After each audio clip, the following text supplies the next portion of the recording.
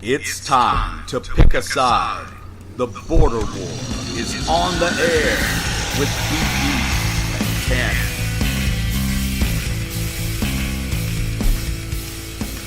Hello, everyone out there in podcast land. I am the TanMan.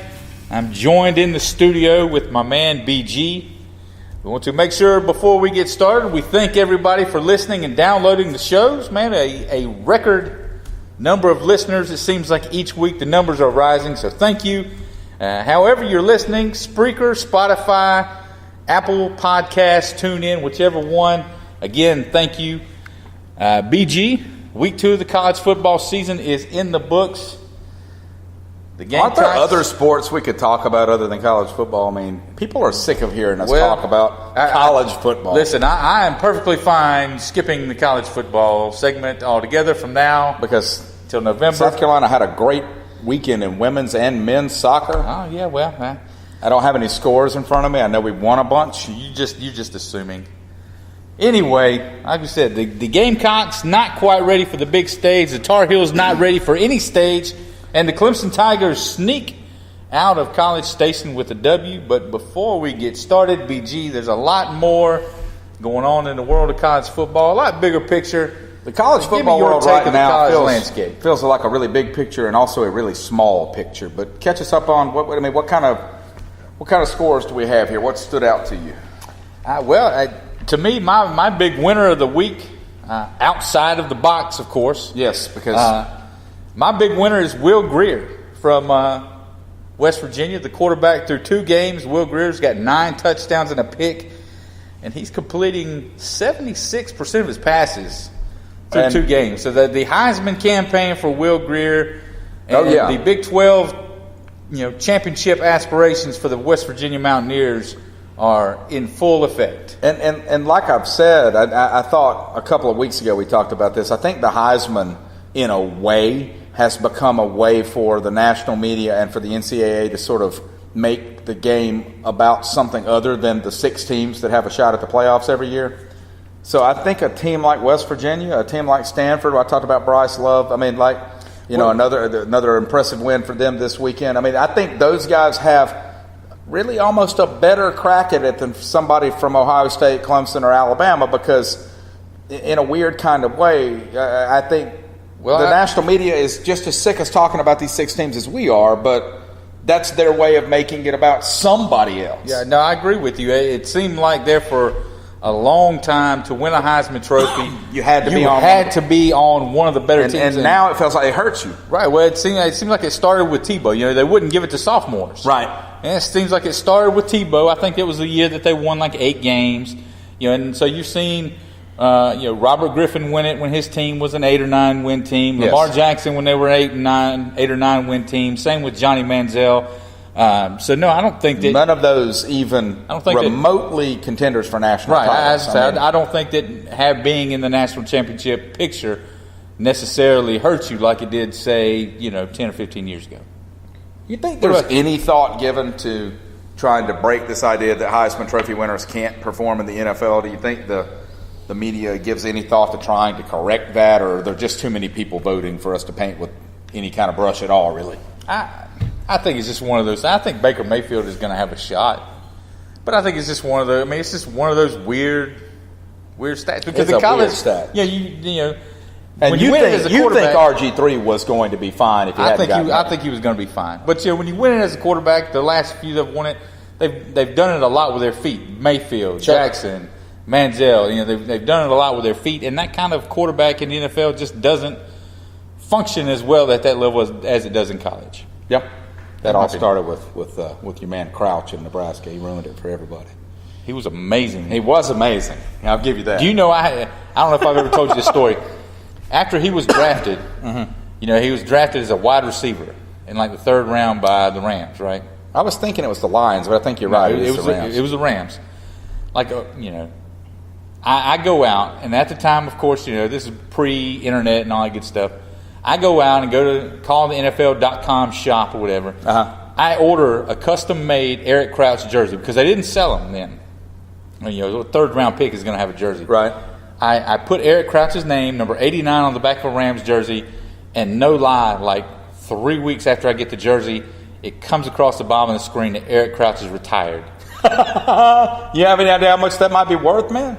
It's not funny. I mean, like, that thing could be worth $10,000. You may have the only Eric Crouch Rams jersey on the planet Earth. There's a good possibility that I do. You still have that in pristine condition in a frame somewhere?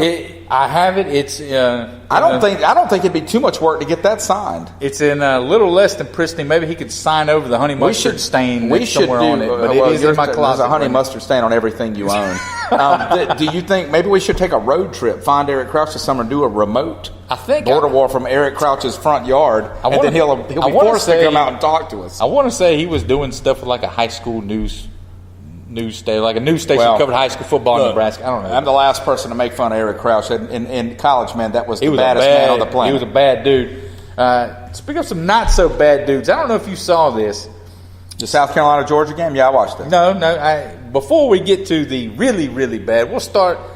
Did you see Florida State Saturday night? A little bit. I found it unwatchable. Oh, those guys, listen, they were down. Sanford scored on their first possession, on the first play of their first possession. Oh, on ESPN3, it said it was blocked out in my area. Yes, That's what happened. Yeah, I couldn't watch it. They scored on their first play of their first possession, and they led all the way through. Sanford led at Florida State until Florida State scored like 4.5 minutes And I heard to go. there was some questionable refereeing from the ACC in that game also. But, I mean, that was the thing of the weekend. And had there not been a pick six, and after Florida State took the lead finally, Sanford comes back down, gets back into Florida State territory, down 3, I think, and throws a pick six, which basically ends the game with about 2.5 minutes to go. But that's my loser of the week, the Florida State Seminoles. I don't know what's going on down there, but it is a train. You heard whispers that all was not well with the coaching hire. Even really, I haven't heard anybody say they thought that was going to be a great idea. Not a lot of success at previous stops. I don't think it's going to end well. Yeah. And we were talking about last week about how Florida State's not going to sit idle and blah, blah, blah, and let Clemson do this and that. Florida State still hasn't raised money for a football facility. They're still trying. That really confuses me. Maybe what went on with Florida State under Bobby Bowden in the 90s was actually the anomaly, and that's not going to be the case for a while. I don't know. And there are obviously more teams down there that are competitive now than there were. Back then Central Florida wasn't even a thing. At any rate, I'm going to stay inside the state of Florida for my loser, and that would be the Fighting Dan Mullins in Gainesville. What a man. That was awesome, man. Best, Kentucky has been knocking at that door for years now. I was torn whether to make them my big winner or to make Florida my big loser. But here's the thing. Both. No, I think that's a cop-out, man. I think that you have to say that Florida lost more from losing to Kentucky in the swamp with this. And I've told you, and maybe I'll be wrong, but there's nothing about Dan Mullen's record in the SEC that really excites me. He's below 500 in 10 years of coaching. Below 500. And I know he's going to have more talent in Florida, but he hasn't solved his quarterback problem yet. Florida hasn't had a quarterback since Tebow, like you just mentioned. Everything's been questionable down there. It sort of reminds me of what's going on in Texas. There is no explanation for it. You can't figure out why these guys can't just go into their backyard and pick these guys off a tree. Well, Texas's problem is they haven't convinced Jalen Hurts and his daddy to come down there yet. I think that may happen eventually, but it shouldn't come down to one kid. It's the whole state of Texas. You are the flagship university. Everybody says you're the best job in the country. Everybody says Florida's the second best job in the country. I haven't seen a lot of evidence for either of those things being true in the last 10 years. But no, Florida is my big loser of the week. My favorite tweet from the weekend, and I wish I could give somebody credit for it, but I can't even remember who it was, but they said, Dan Mullen is standing on the sidelines like, wow, Kentucky just beat Florida. And then somebody reminds me, you're Florida's coach. And he's like, oh, crap. It's like, oh, man. We got a lot to unpack here. We've got one really good game and two really crappy games to discuss. So we'll start off with the good game. To the victors go the spoils, the Clemson Tigers. They, like I said, in the opening, they escaped Kyle Field with a win, an interception, on a would-be game-tying 2-point conversion after a questionable fumble call. Here's my thing. The previous drive, but the Tigers, they get out of there with a win. Let me give you my take on this fumble. I mean, and I'm not going to say what people think I'm going to say. I mean, you tell me if I'm wrong. Okay, so there's around 2 minutes left on the clock at that point, right? Something like that. Okay, A&M goes down the field, appears to score or at least go out of bounds at about the 2-yard line, 1.5-yard line. The ball, I think, pretty clearly goes out to the if you're facing the end zone, to the left side of the pylon. It shouldn't have been a touchback. The ref called it a touchback on the field. That's what ends up being the problem. There's not enough of a video evidence to overturn. There's no. Somebody said, why can't the pylon camera point straight up? I mean, like, that's what we needed. But anyway, so here's my argument, though. It didn't matter. A&M goes back down the field. They scored that touchdown anyway. Are you going to tell me, and they went for 2, they were going to call the same 2-point conversion play. They had it already figured out. It still wasn't going to work. Okay. Clemson would have gotten the ball back with 2 minutes. The score's tied. You don't think Clemson would have gone down and kicked a field goal? A&M actually benefited from that call. Because we've talked about this before. Everybody's been there where your team ties the game up and there's too much time left on the clock. No, you.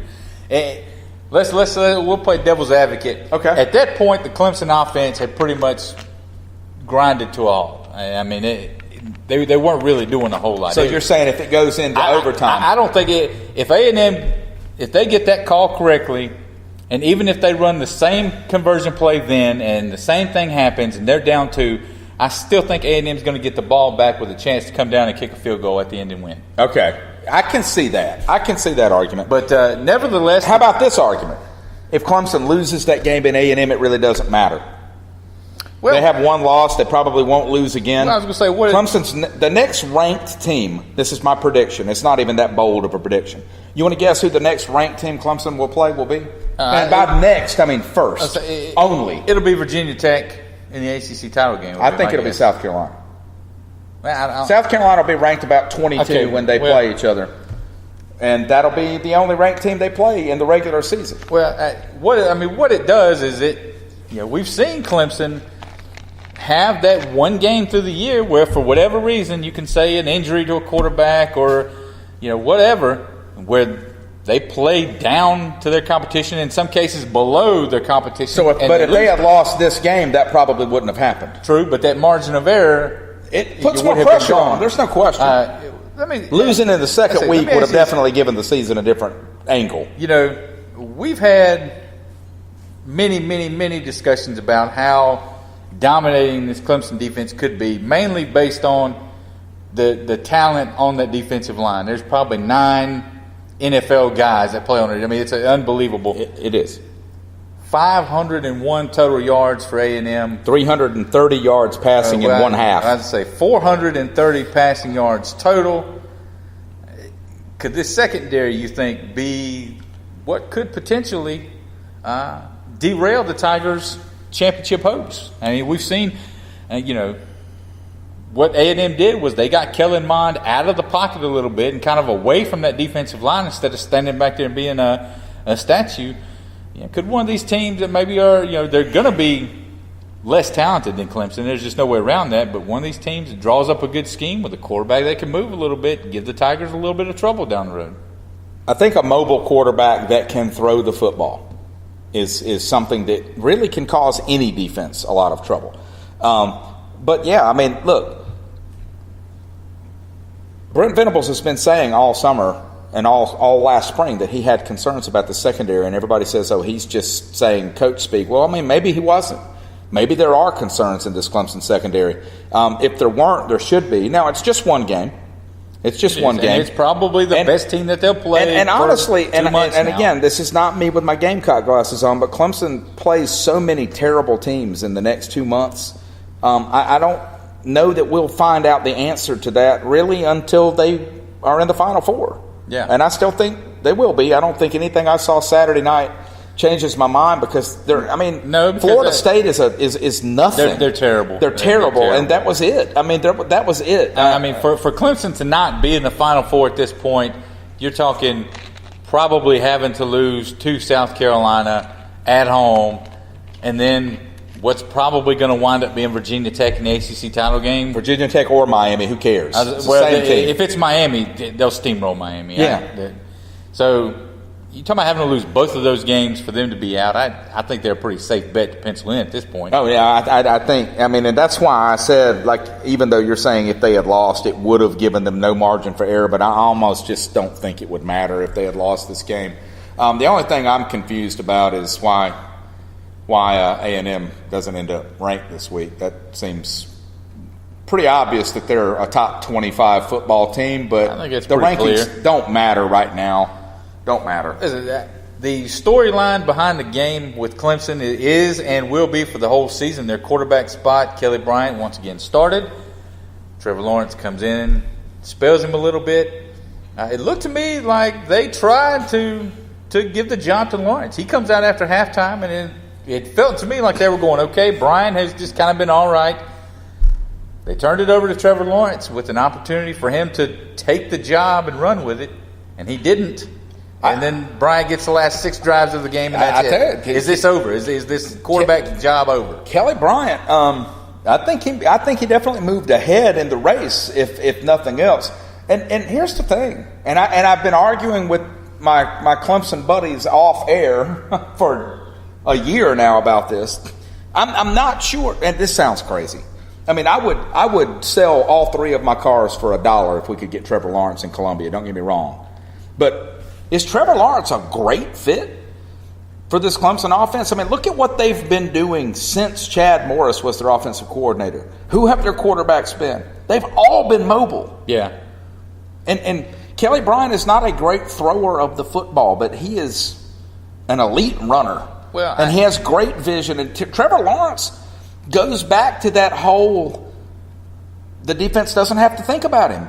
Right? He's not going anywhere. He's going to stay back behind the line and throw the football, and it becomes an easier offense to handle. And a lot of what Clemson does is misdirection and, making you look one way and sending the ball another way. And, I mean, to me, Kelly Bryant's a better option to run that.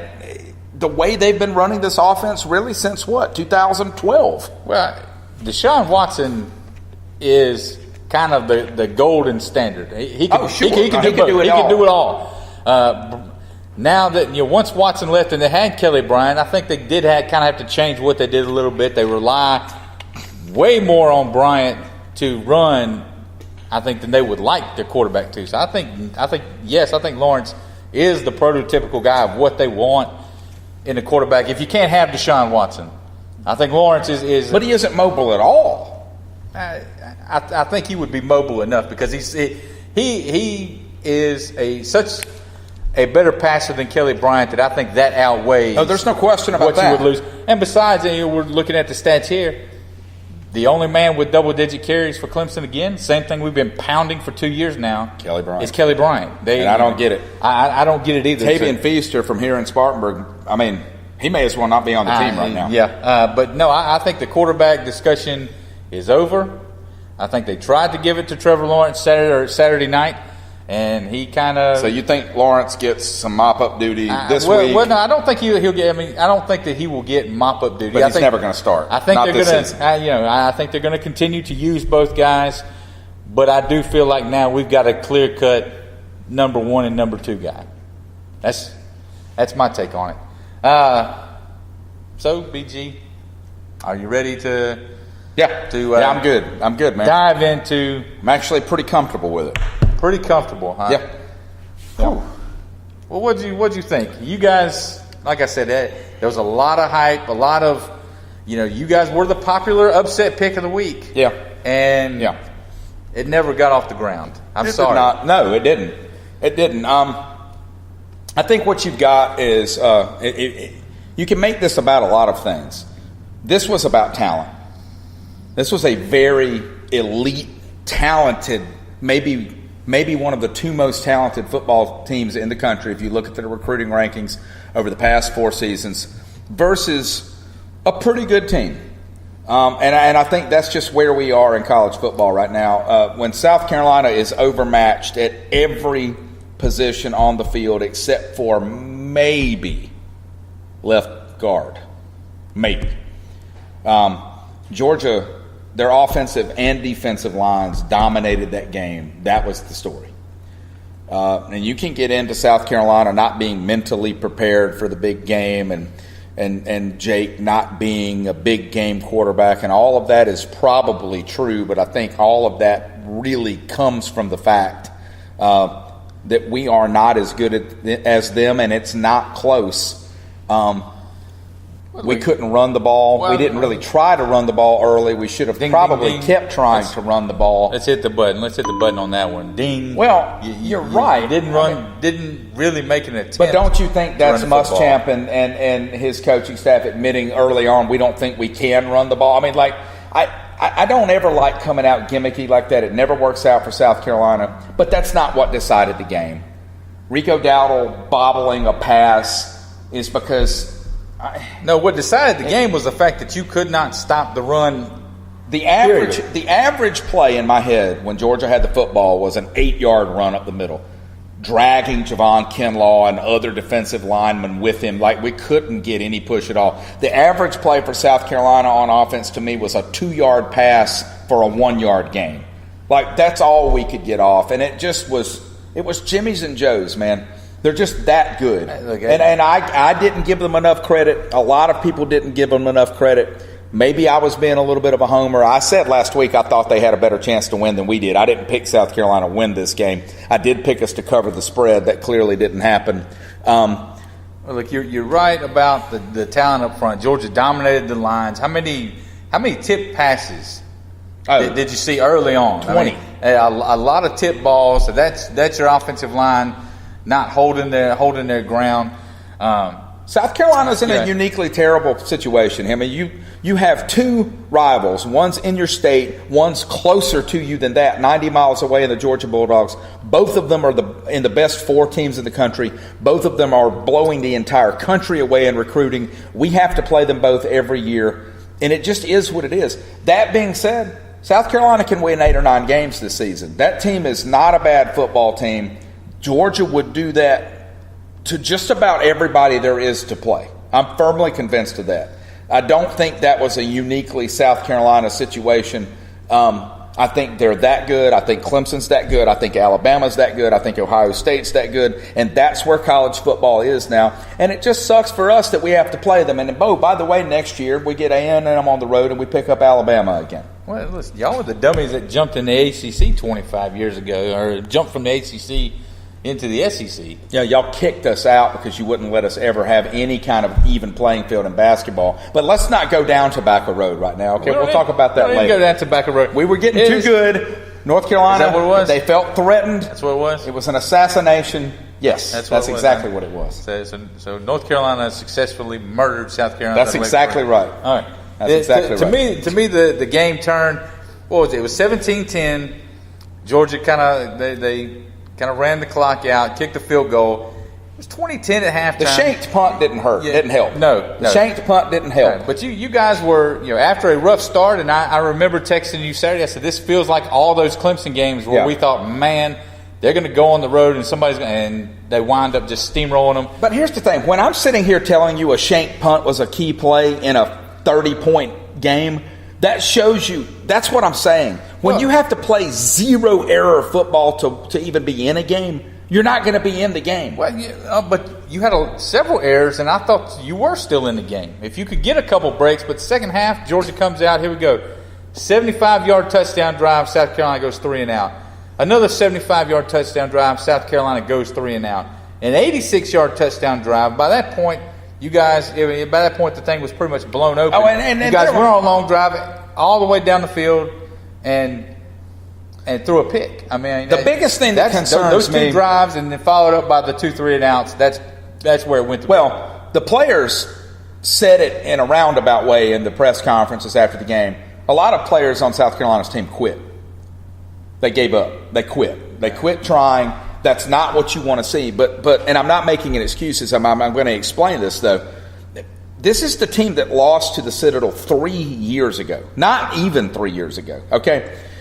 Will Muschamp had one recruiting class that really wasn't his. Okay. Mm-hmm. And then he had a good recruiting class, and a good recruiting class. So you've got 2 pretty decent recruiting classes and 2 classes of juniors and seniors that barely have a starting player on them. Okay, so you have very little senior leadership on this team. There is nobody. You're just not ready for a team like Georgia. And if people want to see that Kirby Smart's in his 3rd year too, please. He inherited a 9-win football team, not a team whose coach had just told the players, y'all aren't even good enough for me to stay here. Well, look, I'll say this before we move on to whatever that disaster is up in Chapel Hill. Jake Bentley gets a lot of flack. He does. I mean, he takes it all. And he takes it all. I don't think that Saturday, and really whenever he plays poorly, I think a lot of it is not on him as much as the fan base will like. You're playing Georgia. They threw the ball 47 times. They ran the ball 20 times. Threw it 47 times against a defense that knew you were throwing it. Georgia, they knew you weren't running the Georgia ball. ran the ball 32 more times than them. They had 220 some odd more yards rushing than them. Yes. Here it is. The last drive in the first half, South Carolina threw 8 passes, 0 runs. Right. The first drive in the second half, it was 3 and out, 3 passes, 0 runs. They just completely abandoned, made no effort at all to run the football. They weren't completely stuffing our run. We were getting 2 and 3 yards. And you laugh. Okay, you see that all the time in the NFL. Stick with it, man. But you've got to keep doing it. You have to stick with it, and they did not do that. They went away from the run game way too early. I definitely. Well, Will Muschamp said in his Sunday call yesterday that he went to Brian McClendon after the game and said, "Don't ever do that again." Yeah, but I mean, when you fall behind by 30 points, I mean, it's pretty much a wrap by then. But before then, you'll learn a lot about who South Carolina is and the way they bounce back from this week against Marshall. Remember last year after we lost to Georgia, we struggled to beat Louisiana Tech at home, almost lost in the 4th quarter. Let's see how they come back. I still think the entire season, realistically, is still on the table for South Carolina. Well, this was not a game. This is not a game you penciled in as a W to start with. South Carolina did not need to win the SEC East to call this year a success. And just for those Gamecock fans that are going off the deep end here, unless you started pulling for this team during the 11-win seasons, which are now over, you need to get a reality check about who we are in Columbia. If last year we won 9 football games, right? Sounds right. 9 and 4. I'm sorry. That was one of the best 5 or 6 seasons in the history of 100+ years in South Carolina. This is not a good athletic program. It never has been. It has made strides since the year 2000. Absolute strides. In a lot of ways, it's still an infant athletic program as far as actually trying to win. Will Muschamp, whether you like him or not, he's the best coach South Carolina could have realistically expected to get. If he can consistently win 7 to 9 games a year for a decade, he will have done something that no one has ever done in South Carolina. Stop comparing yourselves to Clemson and Georgia. You sound stupid. All right. Well, if we could win 8 games a year in North Carolina, we would put a statue of whoever our head coach would be. It's a bad loss, man. I think I texted you that this was what was the word I used? Toxic. Yeah. Toxic loss. I guess we have to talk about it, and I don't want to talk about the game itself because, frankly, there's nothing to talk about. They played 4 halves of football to a team that many people thought were the worst team in Division I. It might be that North Carolina has fielded a football team now for 4 halves. 2 of those halves have been scoreless. They were outscored 20-0 in the second half. They were 5 for 16 on third down. And here's the big thing, BG: 3 personal foul penalties in the first half. One of them was, I don't want to call it a dirty hit, but it was kind of a dirty deal. Sent an East Carolina player to the hospital, just completely undisciplined. That's what I was going to ask. Unprepared. When you look at the shoe scandal and you look at everything, I mean, has Larry Fedora just lost control of this football team? And that's not unfortunately.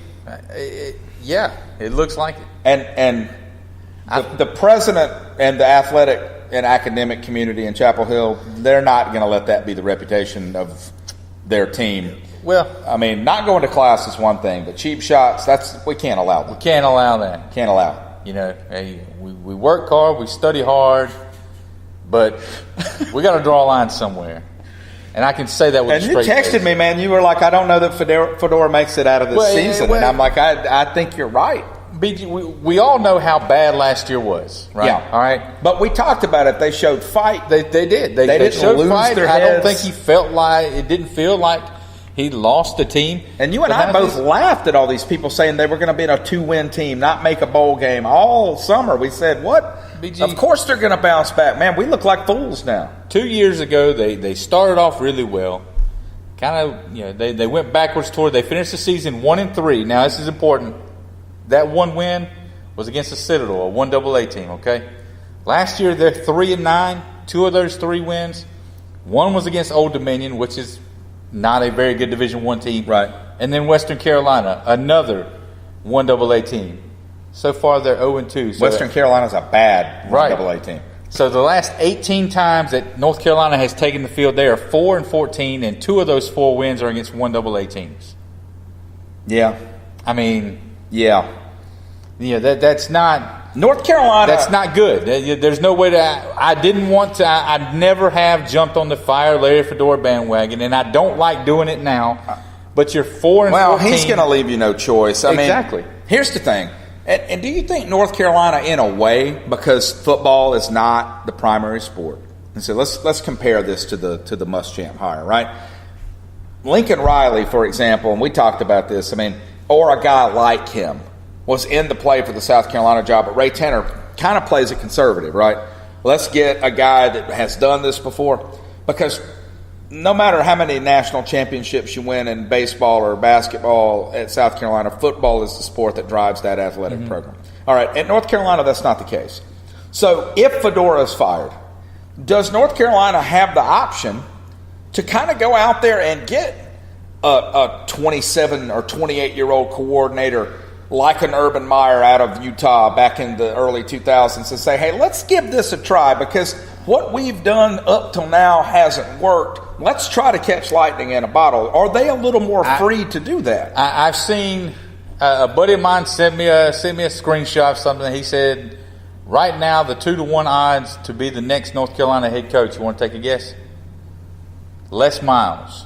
I mean, I can see that. The 2-1 odds were Les Miles. Some other names that I've heard mentioned out there. There's no way they hire Lane Kiffin. There's no way. Not North Carolina. Yeah, the coach at James Madison, I think they just won a national title last year, the year before last. Something like that is what I would want. That's the fellow at Appalachian State.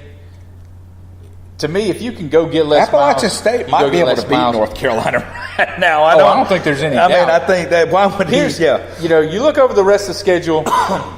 They've got Central Florida this Saturday. Now that may or may not happen with the weather situation. There's a real chance that game doesn't happen. If it does, it's at home. It's at home, and it's not going to happen. If it doesn't, well, they played in a hurricane a couple years ago. So if this game happens, and it's what I said to my buddy, let Central Florida come in there on the home opener. They've just redid a lot of the seating. Everything. Everybody's excited about the stadium. They're 0-2, and they get the crap kicked out of them. They're at home. Yeah.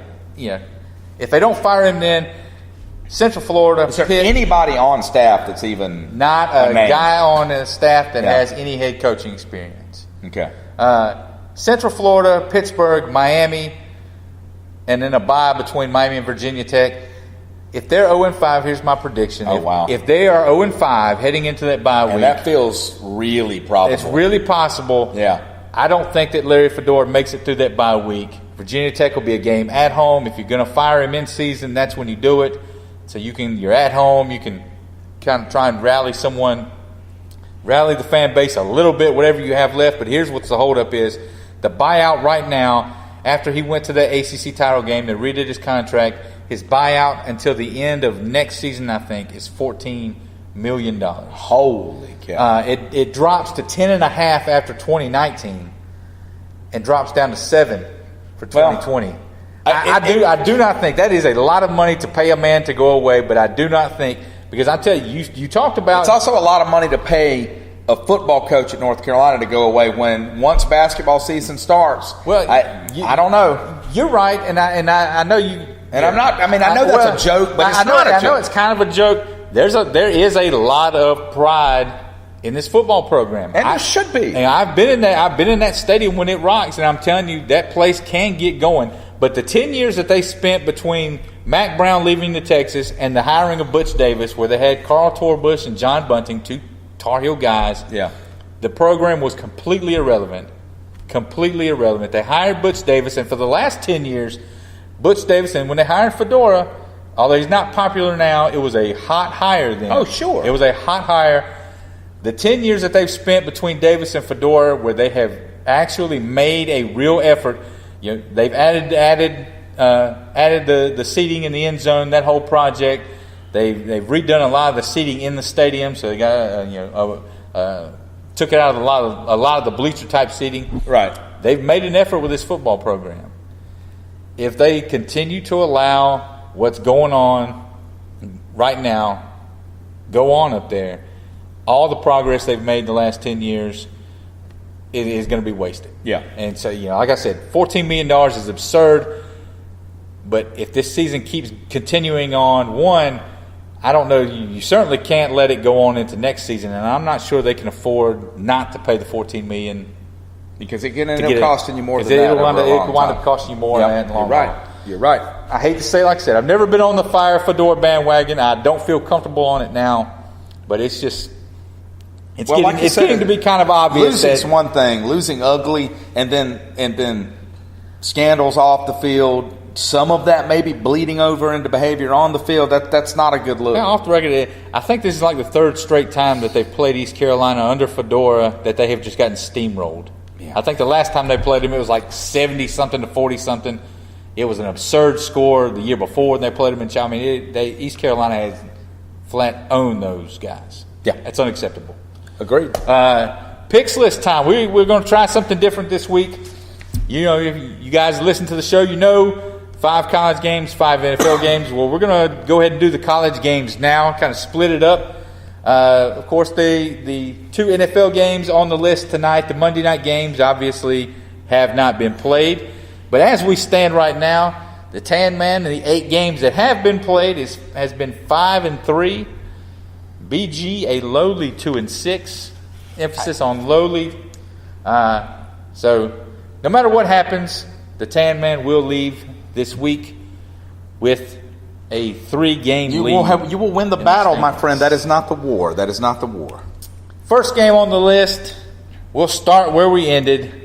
Central Florida at North Carolina. The Tar Heels getting 14 points. Like I said, we don't know if this is going to even be played. We're going to assume it is.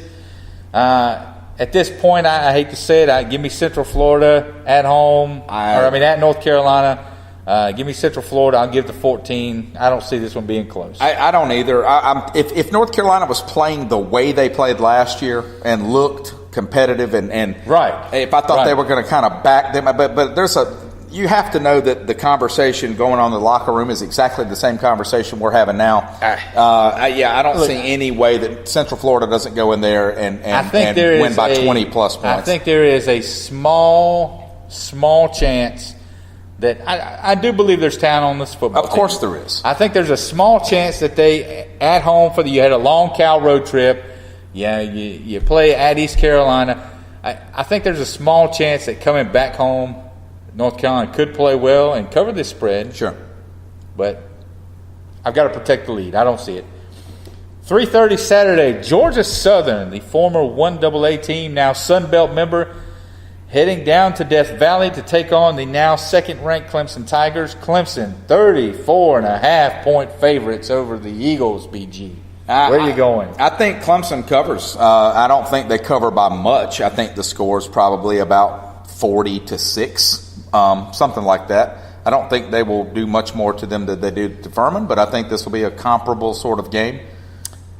I'm going to take Georgia Southern and the points in this one. I think Clemson wins big, but Georgia Southern likes to run the ball. Yeah. I think maybe if they couldn't cover the spread on Furman, I think Georgia Southern's a tad bit better than Furman is. I'll take Georgia Southern the point. That's just a lot of points. It is. That's a lot of points. Number 12, also 3:30. Number 12, Auburn or LSU at one of your Final Four picks, Auburn, BG. This is a number that jumped out at me. 2 ranked teams. LSU has looked much better than I think we've anticipated to start the year. Auburn getting 10 points at home. That's a big number for a rivalry matchup. Give me LSU in the 10 points. I'm not sure who will win this one, but it's not going to be by more than 10 on either side. I disagree. I think Auburn covers. I don't think LSU is as good as everyone thinks. And I think Auburn is every bit as good as I said they were. Marshall, 7:30, Saturday night. Marshall, the Thundering Herd at South Carolina. The Gamecocks, 12.5-point favorites. This one is a sneaky one because you just hit it last year after the Georgia game. They barely got out of there against Louisiana Tech. Give me a pick on this one. I'm going to go with South Carolina to cover by about 14 points. I think they win by a couple of touchdowns. I don't think this is the blowout it should be. Marshall's given up a lot of yardage. I think this is a more mature South Carolina team despite what you saw on Saturday. I think they will be angry at themselves more than shell-shocked. At least that's what I hope. I agree with you. Marshall 2-0, but they've got wins over, I think it was Miami, Ohio, and Eastern Kentucky. Eastern Kentucky put up 20-something points, I believe, against them last week, and about 400 yards of offense. Something like that. I'm with you. I think South Carolina wins this one. It's not overly close late. And finally, for the college section, number 4, Ohio State. It's TCU, 8 o'clock. This one's in Dallas, and here it is. On a neutral field with no Urban Meyer, TCU, they have looked really, really good. They're getting 13 points in this one. It still makes you wonder what Vegas thinks they know, though, doesn't it? That's a big number on a neutral field in a ranked matchup. Give me TCU to cover. At the very least, give me TCU to cover. This is one I had kind of penciled in. Yeah. We've talked about TCU. They're one of those teams I never know what to think about. Every time I've ever placed any faith in them, they've let me down. But I'm going to go with TCU to at least cover in this regard. Ohio State looks strong, man. They do. But they haven't played anybody nearly as talented as TCU. They look angry. Is what they look. They look like that. Whoever is handling this. Getting text from Urban Meyer, is reading it exactly word for word off their phone, is making this to their advantage. I don't think Urban Meyer's really gone. I think he's done like a Bobby Valentine thing and he's wearing a rubber mat, put on a fake mustache. He's put on a pair of glasses and nobody recognized him. Stood on the sidelines. What do they call him? Rural Meyer. That is it. Make sure you click the link. We're going to talk some NFL football. The Cowboys and Panthers squared off Sunday. The Redskins got a big win on the road, so we'll talk about that. We'll also make sure we get our NFL picks in. In closing, make sure you tune in. Help us keep our little show growing. Help us fight the war against crappy local radio. And it is crappy. It's pretty crappy. Yeah, it sucks is what it does. Isn't that's their word? He was on his one-man show this afternoon. I bet that was awesome. No.